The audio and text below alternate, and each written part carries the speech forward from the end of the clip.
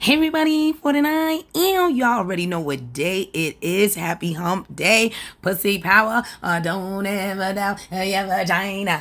Don't ever doubt your vagina.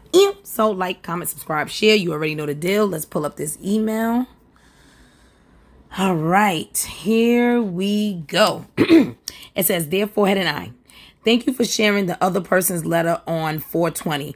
I saw it on your TikTok and YouTube, and I want to tell you that I appreciate you sharing the letter because I'm in a similar position. So, for you guys that don't know or haven't seen the, the Don't Ever Doubt Your Vagina one on 420, it was about this woman that stayed with this guy after he, gave her multiple STD infections, and she wound up contracting HIV.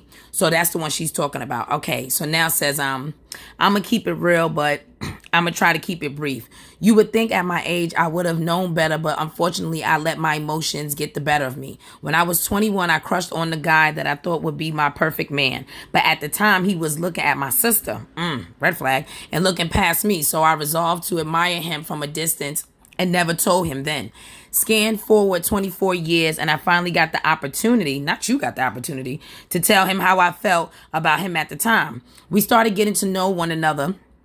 One thing led to another, and we have been having sexual intercourse. Okay. You would think at my age I would have known better, but unfortunately I let my emotions get the better of me. Not wanting to be lonely and everything. I can understand that. Now, facts are, he did say he wanted to always use condoms. And after a good long while, we both trusted enough to have unprotected sex. And we did.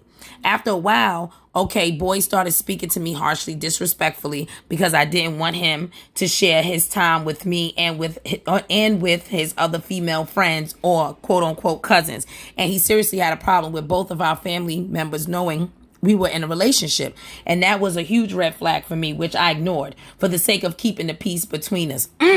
Goddamn peace. Okay. By the time we were sexing for 3 years, it's around 2016, I found out he gave me herpes. Wow.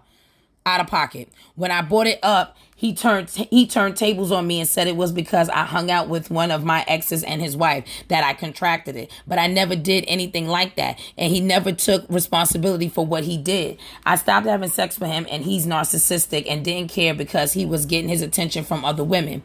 Has been speaking disrespectfully to me for a long time and telling me I'm going to kill you, bitch, quote unquote, in a jokingly manner. Okay? So often. I thought he was kidding, but it's like I have no alarm within me. I'm realizing he's been being sincere. Now it's 2022 and I'm working it out in therapy to dump him. What should I do? Okay. Well, you know what?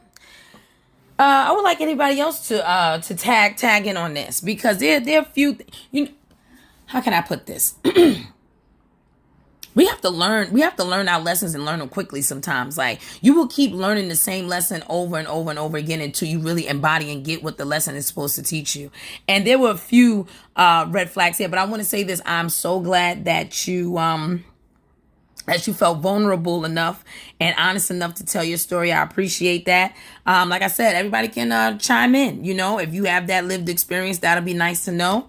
And if you don't, you can always voice your opinion, because as women, I feel like we're afraid to share certain things like this about the things that we really go through and how people mishandle us a lot of the times, and how we allow people to mishandle us and our vagina.